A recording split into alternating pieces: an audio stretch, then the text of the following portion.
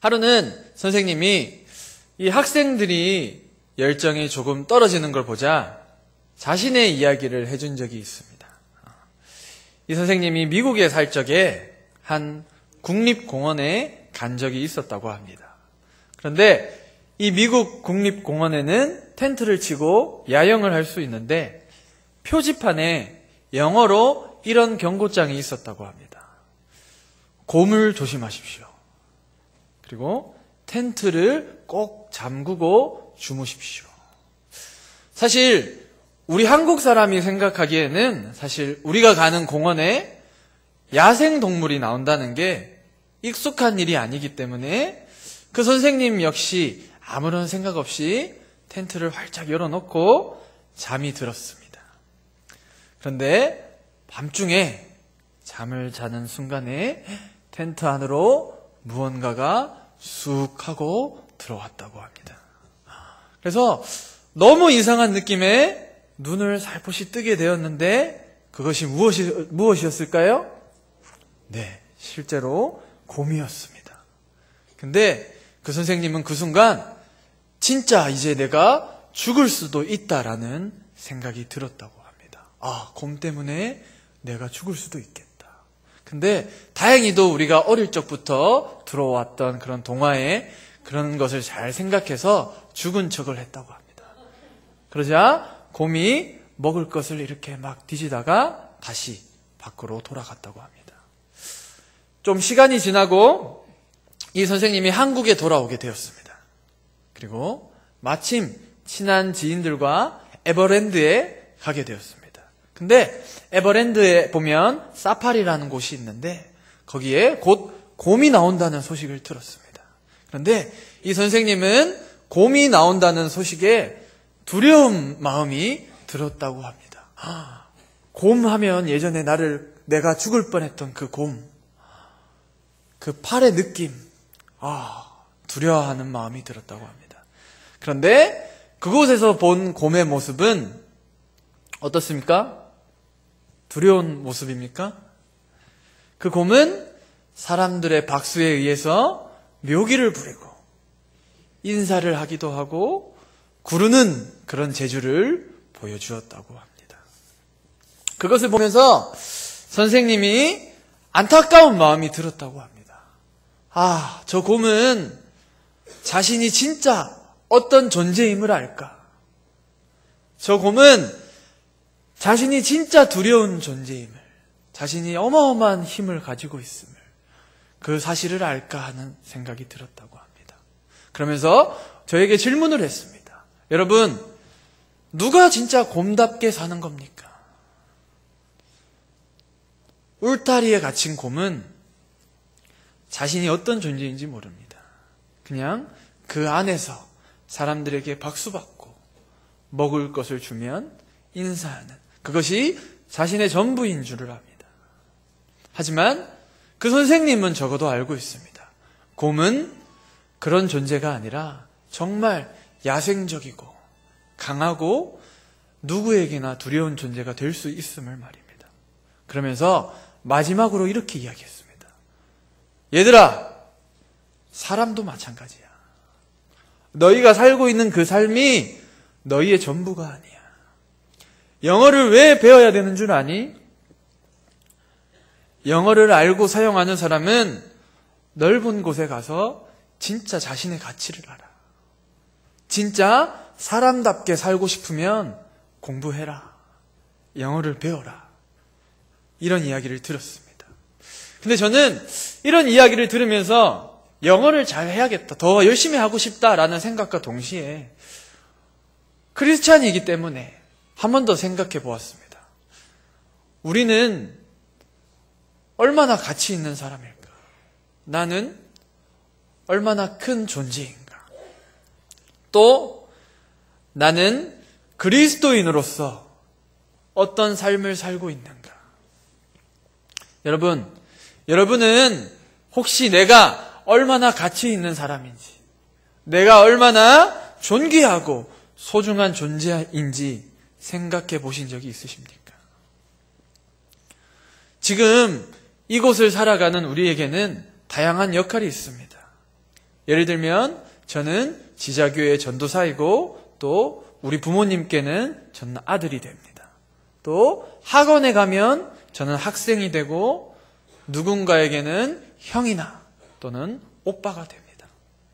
우리 성도 여러분들도 마찬가지입니다. 그리고 우리는 시간이 흘러감에 따라 한 살 한 살 나이를 먹게 되는데 그러면 더욱더 다양한 역할들이 우리에게 주어지게 되었죠.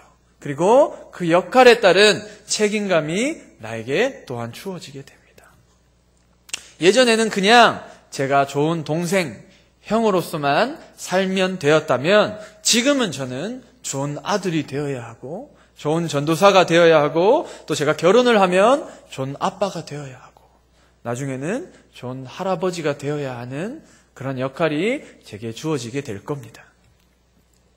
근데 우리가 아주 머나먼 삶의 여정에 있어서 또는 전반적인 삶 가운데서 우리가 꼭 잊지 말아야 할 우리의 한 가지 역할이 있습니다. 우리가 잊지 말아야 할 가치가 하나 있습니다.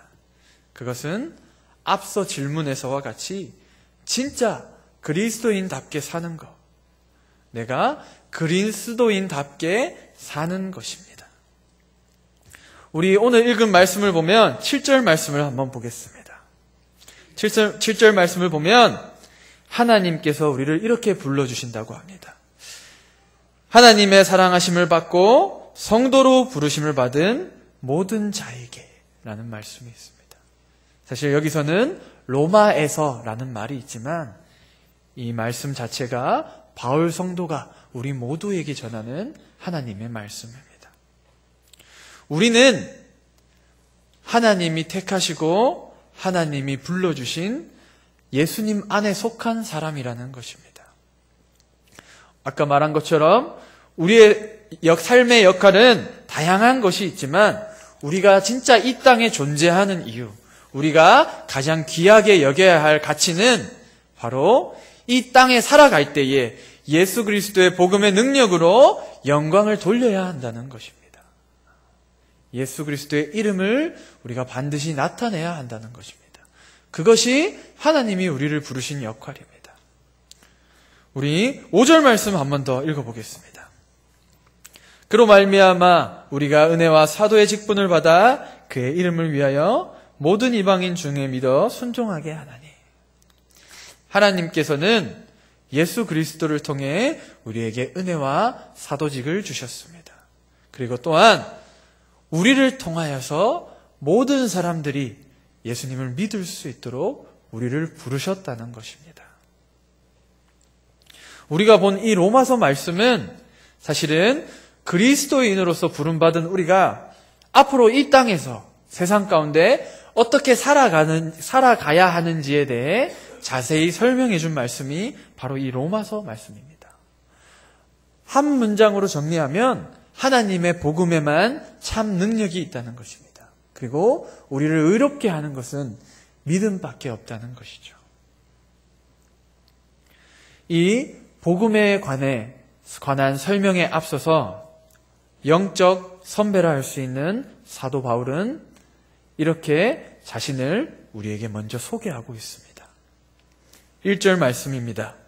예수 그리스도의 종 바울은 사도로 부르심을 받아 하나님의 복음을 위하여 택정함을 입었나니. 이 바울은 자신을 소개할 때에 많은 표현 가운데에 종 또는 사도라는 표현을 써서 자신을 나타내었습니다. 여러분, 왜 굳이 자기를 종이라고 하였을까요? 바울은 알고 보면 태어날 때 우리가 생각하는 그런 종같이 천박한 삶을 산 사람이 아닙니다. 그는 어릴 때부터 열심히 있던 자로서 조상 때부터 하나님을 섬길 만한 그런 훌륭한 가문에서 태어난 사람이었습니다. 또 뛰어난 스승 밑에서 율법을 배워서 바리새인이라 부를 수 있을 만큼 유대인이 볼 때 전혀 흠이 없는 사람이었습니다. 그리고 우리가 알다시피 그는 태어나서부터 로마의 시민권을 가진 사람이었습니다.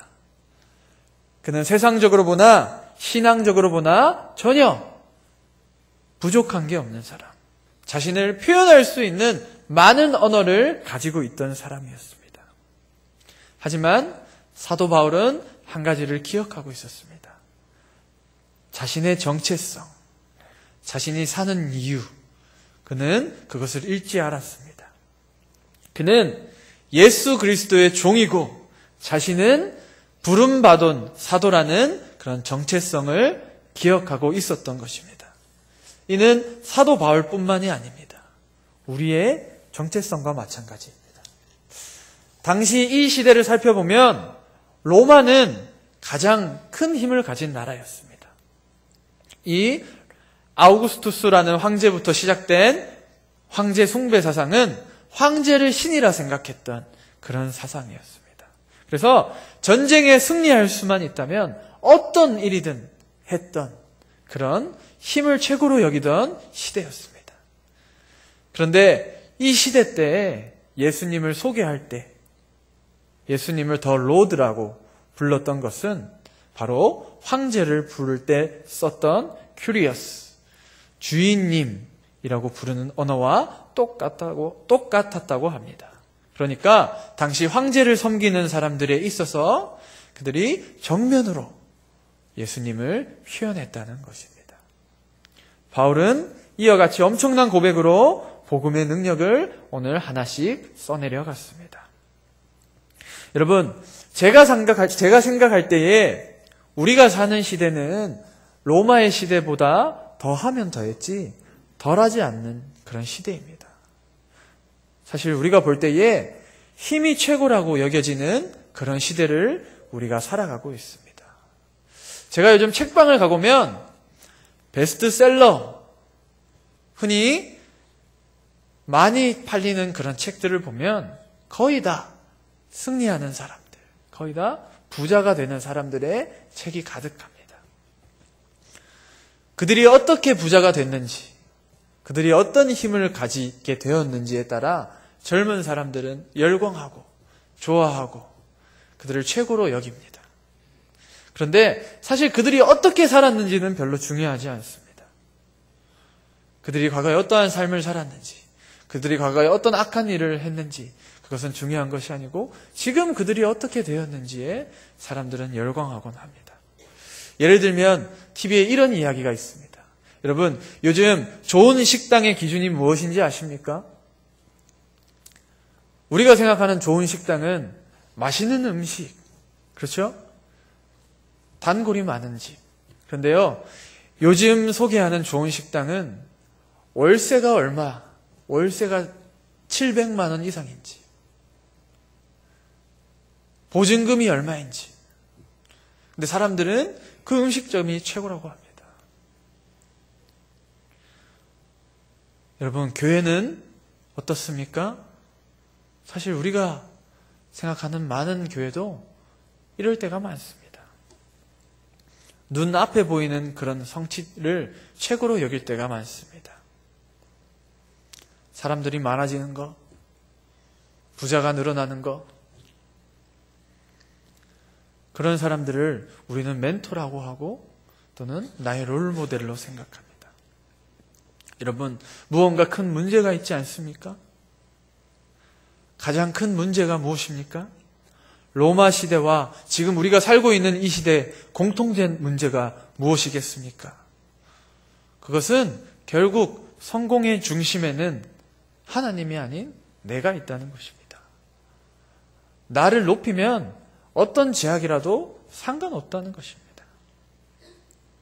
우리는 그리스도인으로서 하나님을 높여야 하는데, 그리스도인답게 살아야 하는데, 하나님의 능력으로만 나타내야 하는데, 세상의 기준, 힘의 논리를 따라가는 것이 어쩌면 우리의 모습일 수 있다는 것입니다. 그래서 사도 바울은 그 사실을 알고 결심하여 이방인들에게 내가 복음을 전해야겠다, 하나님의 진짜 복음을 알려야겠다 하고 적은 것이 바로 이 어쩌면 로마서입니다. 여러분, 바울은 이 로마서 복음에 대한 기록을 앞서 먼저 하나님이 자기에게 주신 그런 소명, 자신의 정체성을 잃지 않았습니다. 바울은 어릴 때부터 자신이 율법에 능통하고 시민권을 가지게 되었고 많은 문화를 체험할 수 있었던 그런 모든 것을 자신의 삶을 위해 사용하지 않았습니다. 그는 그 모든 것이 하나님께서 자신을 복음의 도구로 사용하시기 위해서 예비해 놓으셨다는 것을 그는 정확히 알고 실천하였던 것입니다. 어쩌면 그가 예수님을 믿기 전부터 하나님은 그를 위해 계획하셨으며 그가 때가 되었을 때 그를 은혜로 부르시고 그에게 알려주신 겁니다. 그리고 그는 자신의 복음의 정체성을 똑바로 알고 하나님의 은혜만 고백하며 자신의 전 생애를 하나님께 드리기로 작정했던 것입니다. 이 로마서 1장 말씀에도 있지만 우리를 살게 하는 것은 돈이 아닙니다. 우리를 살게 하는 것은 어떤 힘이 아닙니다. 인맥이 아닙니다. 오직 복음입니다. 복음에 하나님이 능력이 있습니다. 우리는 어쩌면 복음의 빚진 자들입니다. 여러분, 우리 스스로 한번 질문해 볼 필요가 있는 것 같습니다. 나는 진짜 그리스도인이 맞는가? 아니면 나는 그리스도인답게 살고 있는가? 우리는 사도 바울의 고백처럼 우리에게 주어진 정체성을 절대 잊어버려서는 안 됩니다. 예수님을 주인으로 모시는 나는 종이라는 것, 그리고 또한 나는 부르심을 입은 하나님의 택한 백성이라는 것을 말입니다. 저는 우리 성도 여러분들을 한 명 한 명 알 수 없지만 이미 하나님께서는 여러분이 태어나시기 전부터 여러분들을 계획해 놓으셨고 여러분에게 맞는 소명을 준비하셨습니다. 그러면 우리가 매일 하나님 살려주십시오.